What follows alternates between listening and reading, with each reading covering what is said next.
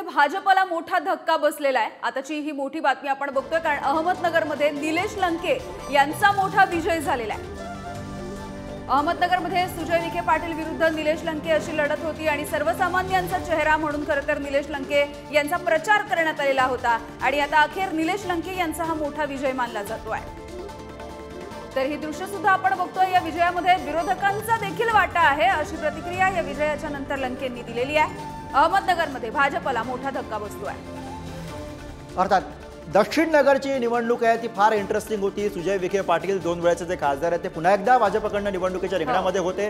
बलाढ्य असं आव्हान समोर होतं, मात्र ऐन वेळेला शरद पवारांच्या राष्ट्रवादीनं निलेश लंके यांना उमेदवारी जाहीर केली आणि त्यानंतर या निवडणुकीचं चित्र बदललं। निलेश लंके यांनी एकदम टफ फाईट देण्याचा प्रयत्न सगळ्या प्रचारांच्या माध्यमातून सुजय विखे यांच्यासमोर केला आणि त्याचीच परिणती म्हणून आता निलेश लंके यांच्या या विजयाकडे आपल्याला बघावं लागेल आणि त्याचबरोबर शरद पवार यांच्या खेळीला आलेलं यश म्हणून सुद्धा आपल्याला याकडे बघावं लागणार आहे। यामिनी बरोबर, अगदी सुरुवातीपासून सकाळपासून जे कौल हाती येत होते, जे कल हाती येत होते, त्या सगळ्यामध्ये आपल्याला सुजय विखे यांचं पारडं काहीसं जड बघायला मिळत होतं। मात्र अगदी शेवटच्या क्षणाला मुसंडी मारली आणि लंके हे पुढे गेलेले आहेत आक्रमकपणे आणि निलेश लंके यांचा हा मोठा विजय आपण बघू शकतोय।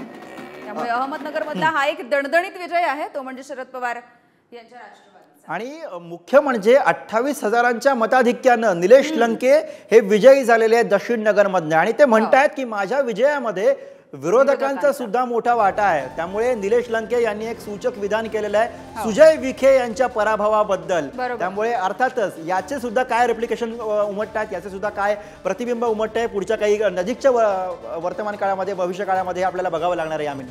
हो, आणि ही सगळी जी निवडणूक आहे, खरं तर अहमदनगरचं राजकारण हे विखे विरुद्ध थोरात असं बरीच वर्ष चाललेलं आपण बघतोय आणि यंदाच्या निवडणुकीमध्ये सुद्धा थोरातांनी या ठिकाणी मोठा जोर लावलेला होता या निवडणुकीमध्ये। त्यामुळे आता निलेश लंकेंनी विजय मिळवलेला आहे आणि याच विषयी अधिक बोलूया। उमेर सय्यद आपले प्रतिनिधी थेट नगरवरनं आपल्या सोबत आहेत यामिनी।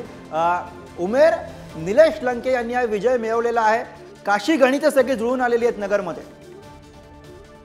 नक्कीच सर, निलेश लंके यांनी हा ऐतिहासिक विजय म्हणावा लागेल। 29,317 मतांनी त्यांनी हा विजय मिळवलेला आहे। एक बलाढ्य शक्ती भाजपाची त्यांच्या समोर होती आणि त्याच्या विरोधात ते राष्ट्रवादी काँग्रेसचे शरदचंद्र पवारांच्या राष्ट्रवादी काँग्रेस पक्षाकडून उभे होते। सुजय विखे विरुद्ध निलेश लंके अशी ही रंगतदार लढत या अहमदनगर दक्षिण लोकसभा मतदारसंघामध्ये झाली।